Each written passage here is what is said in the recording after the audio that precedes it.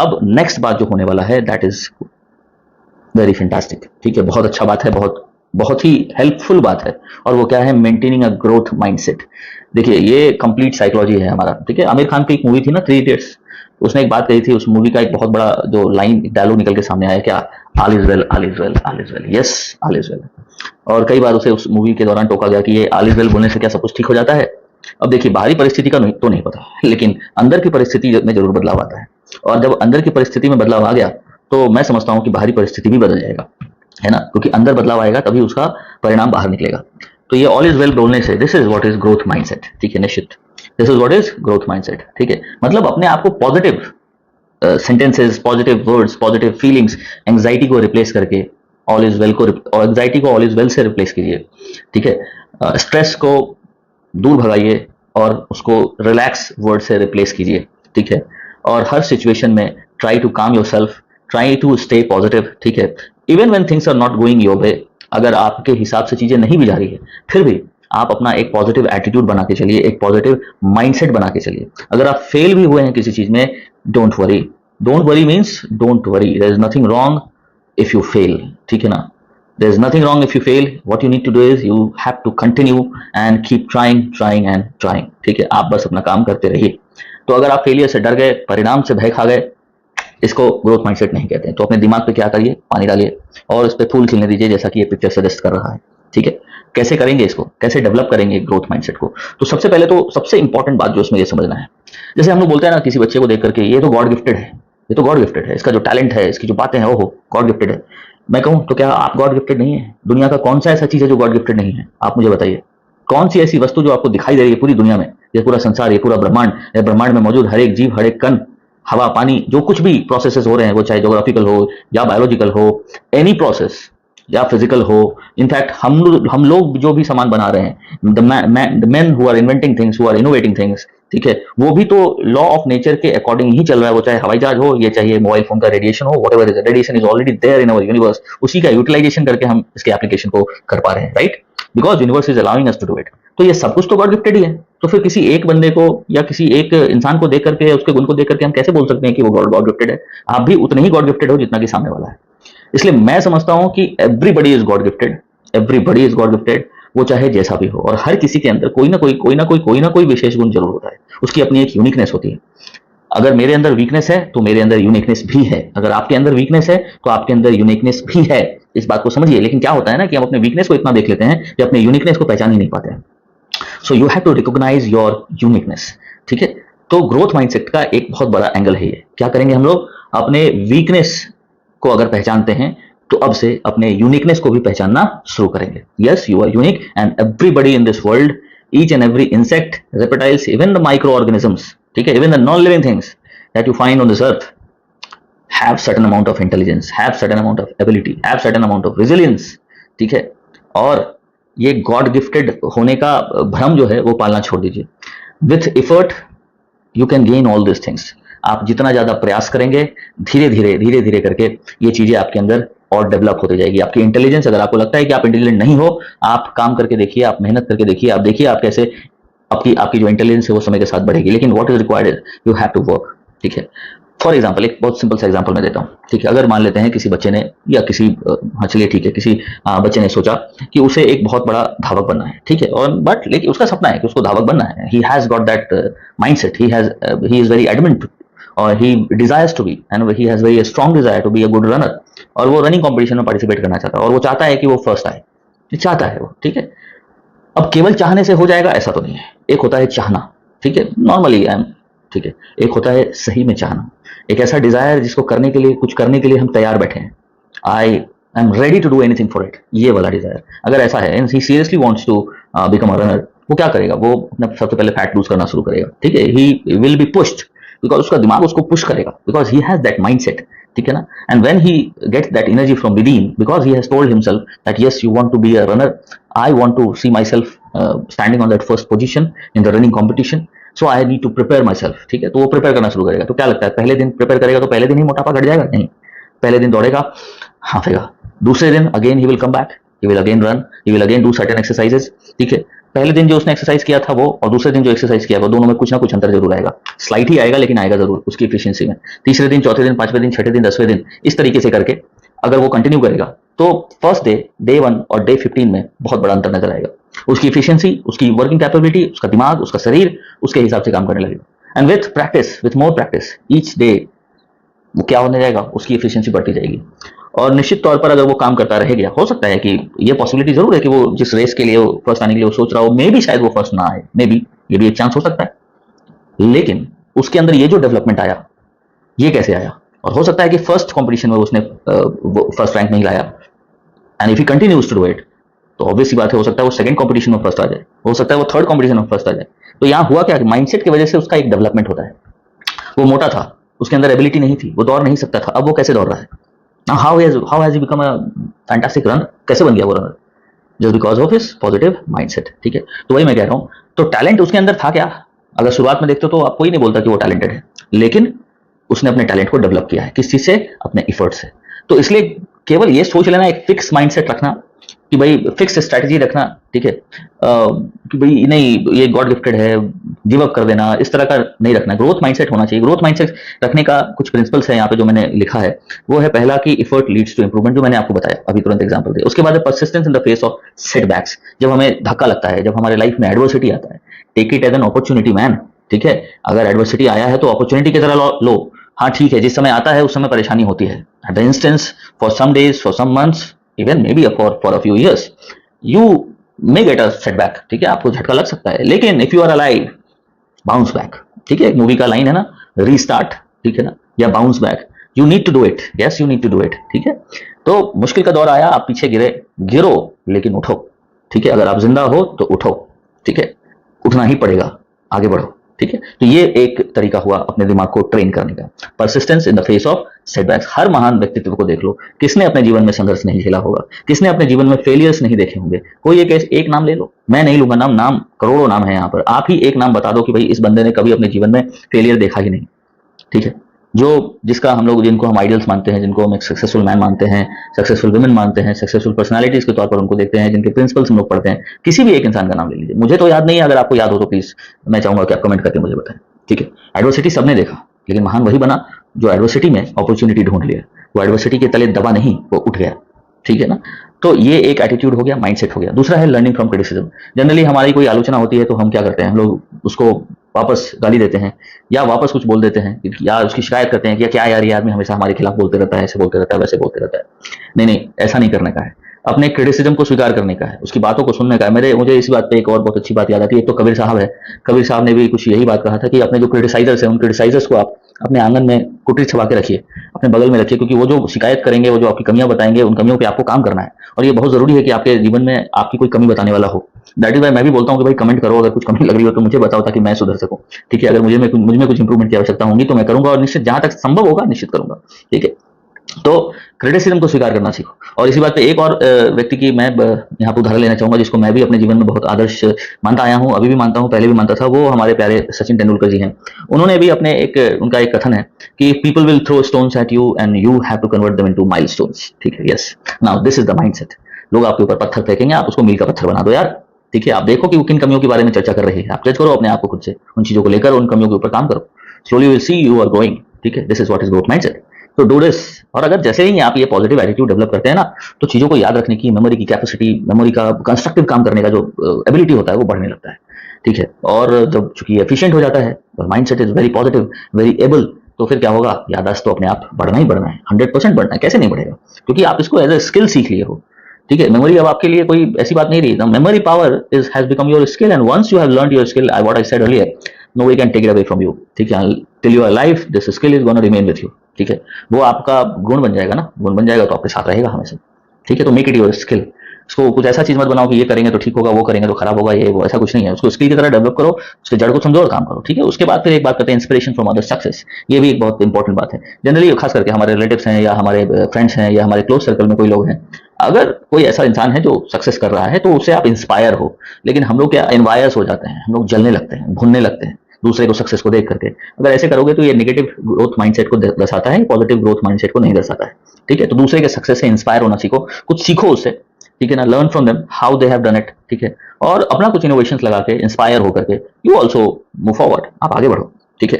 Don't be इन्वायर्स of them, ठीक है। और तो क्या करना है, इंस्पायर होना है दूसरों के सक्सेस से, ठीक है ना। वो जनरली होता क्या है कि अपनों के सक्सेस को देख करके, उसी 3 इडियट्स मूवी का एक डायलॉग मुझे अगेन फिर से याद आता है कि भाई जब फ्रेंड दुखी हो तो, या फिर फेल करे तो दुख होता है, लेकिन अगर हमारा ही दोस्त अगर टॉप कर जाए तो शायद दुख और बढ़ जाता है, ठीक है। ऑन अ फनी नोट, ऐसा नहीं करना है, ठीक है।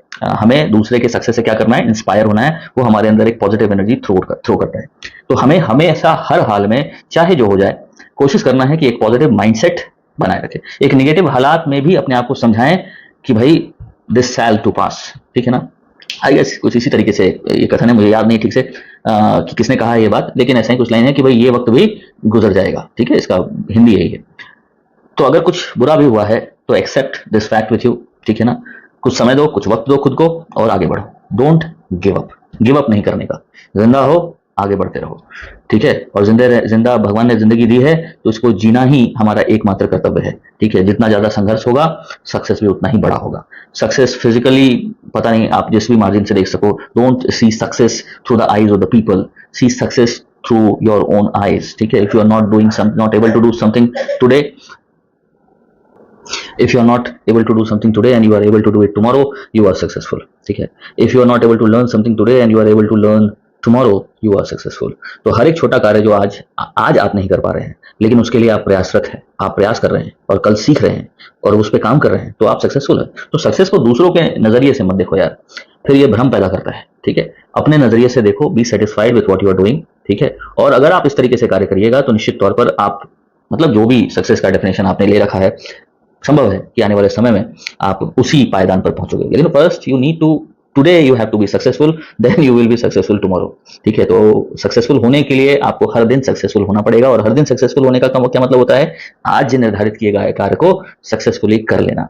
और अगर आज किसी कारण से सक्सेस नहीं हो पाया किसी कार्य को खत्म करने में, तो कल फिर उसके लिए ट्राई करना और इसी तरीके से आगे बढ़ते रहना, ठीक है। और गारंटी है कि आप एक अच्छे पायदान पर जरूर पहुंचेंगे। और हर व्यक्ति ने, हर सक्सेसफुल इंसान जिसका उदाहरण हम लोग लेते हैं, उन्होंने ऐसे ही कार्य किया है, आप उनके इंटरव्यूज पढ़ सकते हैं, है ना। तो ये हो गया हमारा मेंटेनिंग अ ग्रोथ माइंडसेट के बारे में सारी बातें, कि इसका मेन प्रिंसिपल्स क्या है। Effort leads to improvement, persistence in the face of setbacks, learning from criticism and inspiration from others, success, ठीक है। अब आगे बढ़ते हैं, इसमें कुछ और बातें करते हैं, ये इतना छोटा टॉपिक नहीं है। अब इसके कुछ प्रैक्टिकल स्ट्रैटेजीज हैं जो हमारा ग्रोथ माइंडसेट को डेवलप करने में काफी मदद करता है। पहला, हालांकि वो सारे स्ट्रैटेजी मैंने पहले ही डिस्कस कर लिए, लेकिन एक बात, एक रफ जिस्ट में दे देता हूं। यूज ऑफ पॉजिटिव लैंग्वेज, ठीक है, मैंने पहले ही कह दिया, all is well and all is well, ठीक है। ये पॉजिटिव लैंग्वेज है अपने साथ। आई कांट डू इट को आप रिप्लेस कीजिए I can't do it yet. मतलब जैसे ही इसमें येट शब्द लगाते हैं तो ये इंडिकेट करता है कि ठीक है, आज मैं नहीं कर पा रहा हूं, लेकिन अगर इसको प्रयास करूंगा तो कल जरूर हो जाएगा। लेकिन उसके लिए you need to have that desire to do it. If you have that desire to do it, you will be able to do it. Yes, you need to try and try, ठीक है। ये examples है, ये हवा वाली बातें नहीं है। आप तो बहुत सारे इंस्पिरेशनल स्टोरीज आपने लोगों ने सुना होगा, बहुत सारे उदाहरण है, एक नहीं हजारों हैं, ठीक है। आप उनकी कहानी पढ़ के देखो, ठीक है। सक्सेस यूं ही नहीं मिल गया उनको, या यूं ही इतने टैलेंटेड नहीं हो गए। With practice and practice they are what they are today, right. और फेलियर्स को सभी ने, फेलियर्स का सामना हर किसी ने किया है। आप बड़े से बड़े बिजनेसमैन की बात कर लीजिए, बड़े से बड़े engineers, scientist, doctors, players, sports person, even singers, किसी को भी देख लो, हर किसी के करियर में, हर किसी के लर्निंग ग्राफ में एक डाउनफॉल था। और समय के साथ विद कोशिश, with attempts, with more efforts, they are what they are today, ठीक है ना। तो इसलिए पॉजिटिव लैंग्वेज का इस्तेमाल करिए अपने साथ, ठीक है। और केवल अपने साथ ही नहीं, मतलब जो उनके पेरेंट्स हैं, जो गार्जियन हैं, जो टीचर्स हैं, जो मेंटोर्स हैं, वो भी अपने स्टूडेंट्स को, ठीक है, अपने वर्ड्स को पॉजिटिव स्टेटमेंट्स दे, ठीक है। अगर सपोज कीजिए कि आज कोई बच्चा अच्छा नहीं कर पाया है, तो उसे ये बोलने के बजाय कि ये कुछ नहीं होगा यार, तुमसे जाओ यहाँ से, आप उसमें अंदर कुछ भी देखिए, मतलब anything that he has done good, even if he has tried at least, अगर उसने कोशिश भी की है ना, तो उसकी कोशिश की तारीफ कीजिए कि okay, you have done it today, you work harder, you will able to do it better tomorrow, ठीक है। अगर आप ये पॉजिटिव स्टेटमेंट उसको देते हैं, मतलब आप उसको एक उम्मीद दे रहे हैं, एक होप दे रहे हैं कि वो मेहनत कर सकता है और मेहनत करके ठीक हो सकता है। तो ये बहुत जरूरी बात है, ठीक है। तो learn to use positive language for yourself and also for others for whom you care, ठीक है। Focus on effort not just results, ठीक है। तो अपने मेहनत पर ध्यान दीजिए, ना कि रिजल्ट पर ध्यान दीजिए। भगवद गीता का एक बहुत बड़ा सार, कर्म करो फल की चिंता छोड़ दो, है ना। तो अपने एफर्ट्स पे ध्यान दो। बच्चे क्या करते हैं, या आमतौर पर हम लोग क्या करते हैं, हमेशा रिजल्ट देखते हैं, रिजल्ट क्या हुआ, अपने एफर्ट क्या डाला यार, वो महत्वपूर्ण है यार, है ना। अगर आपने जान लगाया है, रेस्ट एश्योर्ड, ठीक है, वो अच्छी बात है, आप उससे खुश होइए, उससे खुश, एफर्ट से खुश होना सीखिए, ठीक है। अगर आपने मेहनत किया है तो फिर अपने मेहनत से खुश होना सीखिए, ठीक है। Don't care about the result, आज नहीं आया कल आएगा, कल नहीं आया परसों आएगा, आना ही है, कहाँ जाएगा, ठीक है, वो आना ही है। लेकिन उसके चक्कर में कि भाई आज रिजल्ट नहीं आया तो कल भी मेहनत करना छोड़ देंगे, या डिप्रेस हो जाएंगे, एंग्जाइटी के शिकार हो जाएंगे, हाथ पे हाथ धर के बैठ जाएंगे, नहीं करना ऐसा, ठीक है। अपने एफर्ट्स पे ध्यान लगाइए, ठीक है, और कोशिश करते रहिए। उसके बाद है नॉर्मलाइज मिस्टेक्स। अगर आपसे कोई गलती हो जाती है, काम करते करते गलतियां होना, टू एयर इज ह्यूमन, बहुत पुरानी कहावत है, गलतियां तो इंसानों से ही होती है और इंसानों से तो गलतियां होती ही होती है, ठीक है। तो मिस्टेक्स होना कोई पाप नहीं है ना, लेकिन बार बार बार बार बार बार बार बार सेम मिस्टेक्स करना शायद पाप हो सकता है, ठीक है। लेकिन अगर आपसे गलतियां हो रही है काम के दौरान, it's very normal, take develop this attitude of accepting your mistakes, ठीक है। ये एटीट्यूड डेवलप करना बहुत इंपॉर्टेंट है, कई सारे लोग इस एटीट्यूड को डेवलप नहीं कर पाते हैं। लेकिन मैं कहूंगा कि इस एटीट्यूड को आप डेवलप कीजिए, वो स्टूडेंट हो आप, या आप करियर, अच्छा खासा करियर आपका चल रहा हो, जॉब में हो, या किसी भी एज ग्रुप के हो, if you are committing mistakes, it is very normal, ठीक है। दिमाग गलतियां करता है, दिमाग को गलतियां करने दो, ठीक है। आप गलतियां करो, गलतियों से सीखो, गलतियां करना गलती नहीं है, गलतियों से ना सीखना एक गलती है, ठीक है। तो गलतियों से सीखो, गलतियां होती है, it is a learning process, गलतियां होंगी, it is a stepping stone, गलतियां हुई है, उससे सीख करके एक स्टेप आप ऊपर बढ़िए, ठीक है। This is what I have to say for this. तो नॉर्मलाइज योर मिस्टेक, ये स्ट्रेटेजी हो गया किसका, ग्रोथ माइंडसेट को डेवलप करने का। उसके बाद है set learning goals, not just performance goal. Yes, केवल परफॉर्मेंस गोल में मैंने इतना नंबर लाया, 93% इस बार लेके आया, 95% इस बार लेके आया, फोर्थ टर्म में मैंने 97 लाया, तो ये हो गया परफॉर्मेंस गोल, जो जनरली हम लोग देखते हैं, टीचर्स हो, पेरेंट्स हो, गार्जियंस हो, मेंटर्स हो, या स्टूडेंट्स खुद भी हो, ठीक है। हम लोग परसेंटेज देखते हैं, कितना परसेंट है, फर्स्ट टर्म में 91%, ओ सेकंड टर्म में 92%, अच्छा, थर्ड टर्म में 93%, अच्छा, हाँ ग्रोथ कर रहा है। Performance growth is not all about you, ठीक है ना। व्हाट इज योर लर्निंग गोल, आपने परफॉर्मेंस तो किया, लेकिन आपने सीखा क्या है, दैट इज मोर इंपॉर्टेंट, ठीक है। मार्क्स, नंबर्स, सक्सेस, ये हमेशा आपके लर्निंग्स को मतलब क्या है, वैलिडिटी प्रदान नहीं करता है, ठीक है, मैं ये कहना चाहता हूँ। तो आप खुद में जज करो कि what skills have you learned from a process that you were involved in, that is more important than getting getting what you wanted to get, ठीक है। और इस दूसरे शब्द में परफॉर्मेंस गोल्स, ठीक है। तो परफॉर्मेंस गोल्स मत चेक कीजिए आप, ठीक है, ठीक है, थोड़ा बहुत मायने रखता है आपको चेक करने के लिए, समझने के लिए, लेकिन आपने सीखा क्या है फर्स्ट टर्म से, कितने सारे सब्जेक्ट्स के कॉन्सेप्ट आपके डेवलप हो गए हैं, रात भर क्रैमिंग करके याद करके अपने ये परफॉर्मेंस लाया है, ये रिपोर्ट है, और पेरेंट्स खुश हो गए, टीचर्स खुश हो गए, वहां क्या नंबर लाया है, लेकिन आपको पता ही नहीं आपने क्या पढ़ाई किया। आज पढ़ा और बस इसलिए पढ़ा था, क्यों, क्योंकि हमको एग्जाम में जाके उगल देना था, है ना, और फिर एग्जाम खत्म, बात खत्म, ठीक है। और इसके ऊपर भी हम लोगों ने चर्चा किया है, मैंने पिछले वीडियो में, मतलब एक वीडियो है जिसके ऊपर मैंने इस विषय पे बात किया कि भाई दिमाग हमारा कैसे काम करता है, क्योंकि ये रात भर वाली बात होती है, हमारा लक्ष्य होता है कि भाई इसको कंप्लीट कर लेना है और एग्जाम में दे देना, और बात भूल गया, खत्म हो गया, लर्निंग कुछ रहा नहीं हमारा, ठीक है। लेकिन इसको लर्निंग प्रोसेस के तौर पर लेंगे तो दिमाग हमें ये चीज को लंबे समय तक याद रखेगा, है कि नहीं। तो परफॉर्मेंस गोल पे ध्यान नहीं दीजिए, लर्निंग गोल्स पे ध्यान दीजिए। उसके बाद surround yourself with growth oriented people. ये फिर एनवायरमेंट की बात होती है, again I have discuss this also in some of my video, कि आप अपना माहौल अच्छा बनाइए, ठीक है, अपने इन्वायरमेंट्स को अच्छा बनाइए, आप कैसे लोगों के संपर्क में हैं, कैसी पुस्तकों के संपर्क में हैं, ये बहुत ज्यादा महत्व रखता है ना, और क्या तरह का खान पान है और एवरीथिंग एल्स। तो ग्रोथ ओरिएंटेड, अगर यहाँ पे बेसिकली केवल लोगों की बात हो रही है, ठीक है, तो आप ग्रोथ ओरिएंटेड लोगों के साथ मिलजुल के रहिए, that is gonna help you, ठीक है। तो ग्रोथ माइंडसेट की जो हम लोग ये बात कर रहे थे, अब इस चर्चा के साथ मैं एक उदाहरण भी प्रस्तुत करना चाहूंगा। अभी तक हम लोगों ने क्या बात की ग्रोथ माइंडसेट को लेकर के, कि भाई इसके की प्रिंसिपल्स क्या हो सकते हैं, और पॉजिटिव एटीट्यूड वगैरह कैसे हो सकता है, कैसे इफर्ट लीड्स टू इंप्रूवमेंट है, persistence, face of setbacks, learning from criticism, inspiration from other success, और ये जो सारे स्ट्रेटेजी की हम लोगों ने बात की, ठीक है। अब एक उदाहरण लेते हैं ग्रोथ माइंडसेट के जीवंत उदाहरण के तौर पर एक समझते हैं क्या हो सकता है। तो माइकल जॉर्डन का नाम आप लोगों ने जरूर सुना होगा, माइकल जॉर्डन।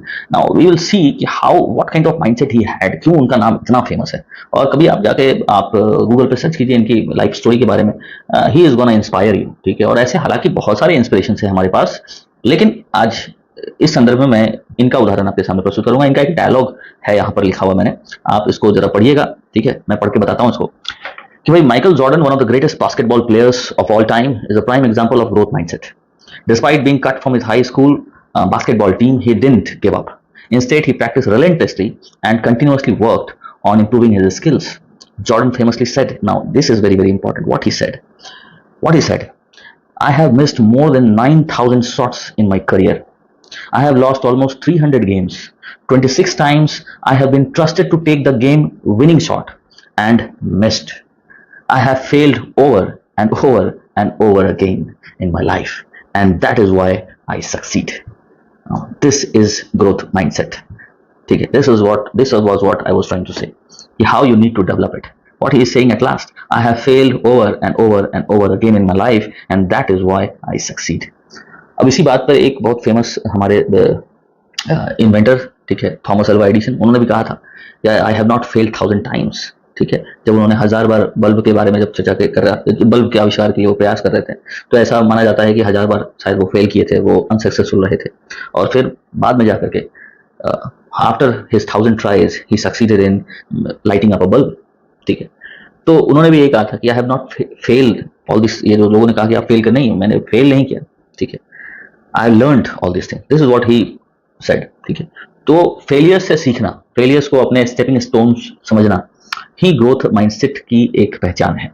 ठीक है, तो this mindset of seeing failure as a stepping stone to success is the essence of growth mindset. और जब ये ग्रोथ माइंडसेट आपके पास होगा, ठीक है, तो निश्चित तौर पर आपका दिमाग अननेसेसरी चीजों को बाहर रखेगा, और जो नेसेसरी इंफॉर्मेशन है, जो नेसेसरी चीजें हैं, जो प्रेजेंट टाइम में इंपॉर्टेंट है, उस पर फोकस रहेगा, और ये आपके मेमोरी को एनहेंस करेगा। ठीक है, इसके अलावा मेमोरी एनहेंस करने में हमारा रूटीन का एक बहुत बड़ा इंपॉर्टेंस है। अब इस रूटीन को मैं समझाने वाला नहीं हूँ। क्यों नहीं समझाने वाला हूँ? क्योंकि रूटीन साइकोलॉजी के ऊपर मैंने ऑलरेडी बात कर रखी है, और पूरे डिटेल के साथ बात की है कि एक रूटीन में क्या होना चाहिए, क्या नहीं होना चाहिए, रूटीन के फीचर क्या होते हैं, एक अच्छा रूटीन हम कैसे डेवलप कर सकते हैं, उसकी पूरी साइकोलॉजी क्या है।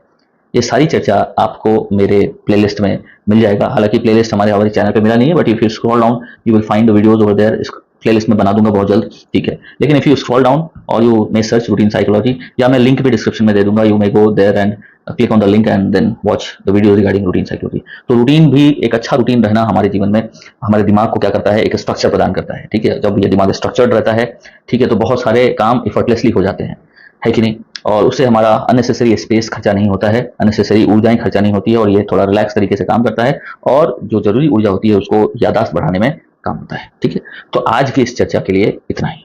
ग्रोथ माइंडसेट के ऊपर व्यापक चर्चा हुई, रूटीन बनाने के ऊपर ऑलरेडी चर्चा हो चुकी है, और वो कैसे हमारा मेमोरी पावर को बढ़ाता है, इनहांस करता है, वो आप उस वीडियो में देख सकते हो, उसका सहारा लेके समझ सकते हैं, और वो ऐसा करता है, उसको मैंने इसमें बता दिया। ठीक है, और इसके पहले हम लोगों ने चर्चा की थी कि स्ट्रेस और एंजाइटी के ऊपर हम लोगों ने काम किया कि कैसे साइकोलॉजिकली इससे डील करें, और ये कैसे हमारा मदद करता है हमारे मेमोरी पावर को एनहांस करने के लिए। ठीक है, अब अगले वीडियो में हम लोग कुछ और बातें, मिसलेनियस बातें करेंगे जो काफी हेल्पफुल है, जैसे for example food is very very important. ठीक है, food that we eat, water that we drink, और whatever we take in, ठीक है ना, वो भी हमारे माइंडसेट, हमारे मेमोरी पर कहीं ना कहीं असर डालता है। तो हमें क्या नहीं खाना चाहिए, इसकी बेसिकली चर्चा करेंगे। ठीक है, और उसके बाद फिजिकल एक्सरसाइज है, यस, वेरी वेरी इंपॉर्टेंट। ठीक है, क्योंकि मेडिटेशन की बात मैंने कर ही दिया, तो अभी मैं बता दूं कि फिजिकल, इसके साथ ही रेगुलर एक्सरसाइजेज हैं, तो फिजिकल एक्सरसाइज उसमें शामिल है। मतलब अगर हमारा, जब हम मेडिटेशन कर रहे हैं, तो साथ में हमें फिजिकल एक्सरसाइजेज में भी कुछ इन्वॉल्व होना चाहिए, कुछ रनिंग, कुछ योगाभ्यास, कुछ सूर्य नमस्कार, और फिजिकली एक्टिव रहना, हाइड्रेटेड रहना, ये बहुत इंपॉर्टेंट है। तो अगला एक और वीडियो में बनाऊंगा जहां पे खान पान को लेकर के मैं बात करूंगा कि किस तरह से खाना पीना जो है वो हमारे मेमोरी पर अपना असर डालता है, और क्या नहीं खाना चाहिए, ये फोकस मेरा थोड़ा ज्यादा रहेगा। ठीक है, तो मिलते हैं अगले वीडियो में। उम्मीद करता हूँ आपको ये वीडियो पसंद आएगा, और आएगा तो आपको क्या करना है, आपको पता है, कमेंट करना है, शेयर करना है, लाइक करना है, और बताना है, अपना रिव्यू देना है। ठीक है, उम्मीद करता हूँ आप ये काम करिएगा। तब तक के लिए वीडियो देखिए, मस्त रहिए, पढ़िए लिखिए, अपना काम करिए। धन्यवाद, जय हिंद।